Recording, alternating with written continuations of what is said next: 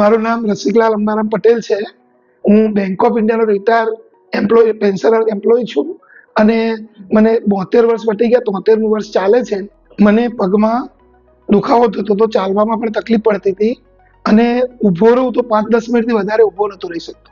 એટલે મેં ડૉક્ટર સાહેબનું કન્સલ્ટ કર્યું કે મને આવું કંઈક થાય છે. તો એમને કે આપણે એક્સરે લઈ લઈએ પછી તમને કહું.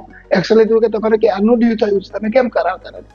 મેં કીધું 5 વર્ષથી ચલાવતો હતો, એ મારી ભૂલ હતી. એમને મને સૂચના આપી કે આવું કરશો તો જ્યારે કરવું હશે ત્યારે તમે નહીં કરી શકો, એના કરતાં ભલે તમે ગમે ત્યાં પણ ઓપરેશન કરાવી દો. એટલે એમની પાસે 23મી તારીખે હું દાખલ થયો, 23 સપ્ટેમ્બર. હા, અને પછી એ દિવસે ઓપરેશન થયું.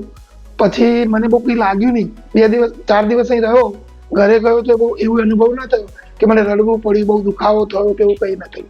એમને સૂચના આપી હતી. બીજા દિવસથી ફિઝિયોથેરાપિસ્ટ એમના હોસ્પિટલની બાજુમાં છે ત્યાંથી તે આવતા હતા, સરસ મજાના ડૉક્ટર રાજભાઈ. એ મને ઓપરેશનમાં જે સૂચના આપી છે સાહેબે એ પ્રમાણે કરાવવા મળ્યા. તો એક વખત દરરોજ એ આવતા હતા અને 2 વખત મારા સ્પાઉસ એ જ પ્રમાણે કરાવતા હતા. એટલે મને રિકવરી જલ્દી થઈ ગઈ. મારા ઉંમરનું બાદ નડ્યો નહીં.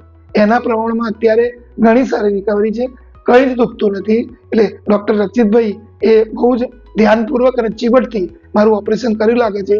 ટાંકાને પણ કશું નહીં થયું અને મને એટલો બધો સંતોષ છે કે હજુ 1.5 મહિનો 1 મહિનો ને 10 દિવસ થયા છે, હું સ્વતંત્ર રીતે ચાલતો થઈ ગયો છું.